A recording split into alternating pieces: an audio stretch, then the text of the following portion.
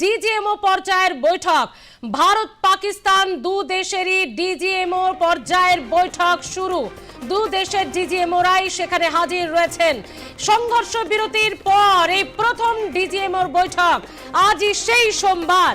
কথা বলবো আমাদের সঙ্গে সরাসরি নিউজ রুম থেকে রয়েছে আমাদের প্রতিনিধি সঞ্জু সুর। সঞ্জু, যেদিন এই সংঘর্ষ বিরতি বিক্রম মিস্ত্রি তিনি ঘোষণা করলেন, সেদিনই জানিয়ে দিয়েছিলেন সোমবার ফোনে কথা হবে, কিন্তু আজকে বৈঠক হচ্ছে। এখনো পর্যন্ত কি আপডেট?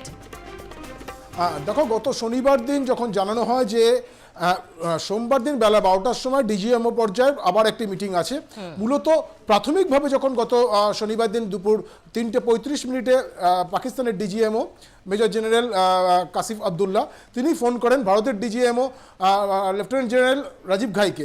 তিনি ফোন করে সংঘর্ষ বিরতির জন্য আবেদন করেন, বলা যেতে পারে কাকুতি মিনতি করেন।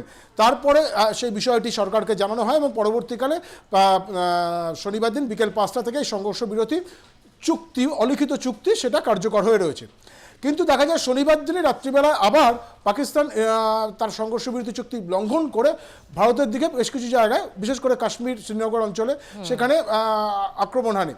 এর পরবর্তী সময় গতকাল সকালবেলায়, যদিও কথা ছিল যে আজ অর্থাৎ সোমবার সকালবেলায় 12টার সময় ডিজিএমও পর্যায়ে আবার একটি বৈঠক হবে, কিন্তু যেটা জানা গিয়েছে গতকালে, তুমি জানো যে 3টি বাহিনীর প্রধান এবং ডিজিএমও তারা যখন প্রেস কনফারেন্স করছিলেন, সেই প্রেস কনফারেন্সে পরিষ্কার জানিয়েছেন যে গতকাল সকালেও আরেকবার পাকিস্তানের ডিজিএমওর সঙ্গে তার কথা হচ্ছে, অর্থাৎ রাজীব ঘাইয়ের কথা হয়েছিল পাকিস্তানের ডিজিএমওর সঙ্গে।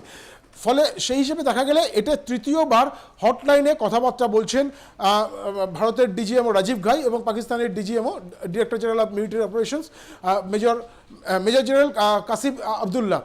এই যে বৈঠক, আজকের পূর্ব নির্ধারিত যে বৈঠক, এই বৈঠক বা হটলাইনে কথাবার্তা বলা, এটা মূলত এই যে সংঘর্ষ বিরতি চুক্তি, অলিখিত চুক্তিটা শুরু হয়েছে, এর ফলে এই যে ভারতের উত্তর থেকে উত্তর পশ্চিমাংশের যে বর্ডারগুলো রয়েছে, সেই সীমান্তবর্তী অঞ্চলে দুদেশের মধ্যে স্থিতাবস্থা বজায় রাখার ক্ষেত্রে কী কী ব্যবস্থা নেওয়া হচ্ছে, আগামী দিনে কী কী ব্যবস্থা নেওয়া হবে, পাক অকুপাইড কাশ্মীর সেটার বিষয়ে ভারতের যা দাবি, সেই দাবির প্রতি পাকিস্তানের কি মনোভাব, 2।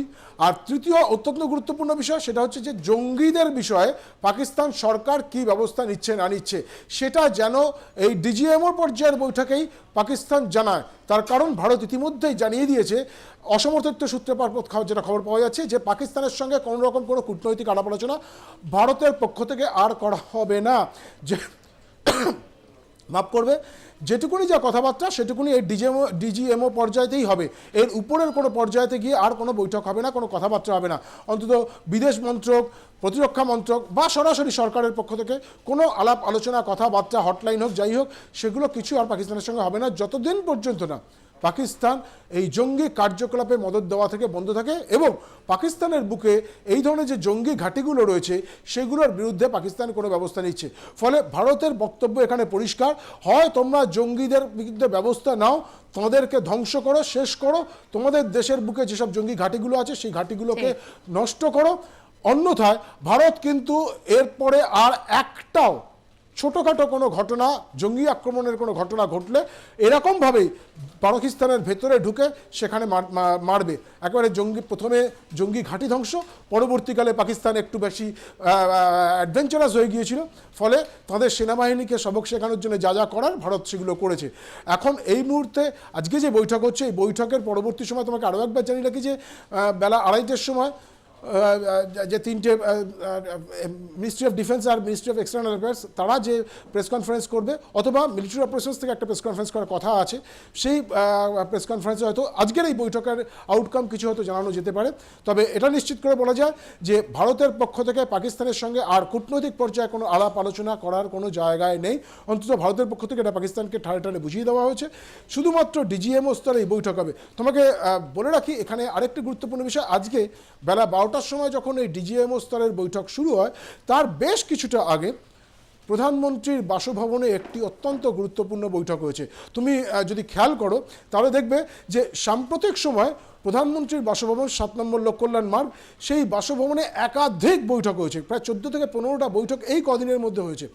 আজকেও একটি গুরুত্বপূর্ণ বৈঠক হয় যেখানে প্রধানমন্ত্রী নিজে উপস্থিত ছিলেন প্রতিরক্ষামন্ত্রী রাজনাথ সিং, বিদেশমন্ত্রী এস জয়শঙ্কর, বিদেশ সচিব বিক্রম মিস্ত্রি, 3 বাহিনীর প্রধান সেখানে উপস্থিত ছিলেন, জাতীয় নিরাপত্তা উপদেষ্টা অজিত দোভাল ছিলেন এবং সিডিএস বা Chief of Defence Staff Anil Chauhan সেই বৈঠকে উপস্থিত ছিলেন। তুমি বুঝতে পারছো যে এই ধরনের মানুষের উপস্থিতিতে যে বৈঠক, খুব স্বাভাবিকভাবেই সেই বৈঠকের একটা না একটা আউটকাম বা ইনপুট ডিজিএমও স্তরে পাঠানো হয়েছে, যাতে করে পাকিস্তানের সঙ্গে ডিজিএমও স্তরে যে বৈঠক, সেই বৈঠকের আগে সম্পূর্ণ ইন্টেল এবং ইনপুট এই দুটোকে নিয়েই ভারতের ডিজিএমও বা director general military operations Rajiv Ghai তিনি বৈঠকে যেতে পারেন।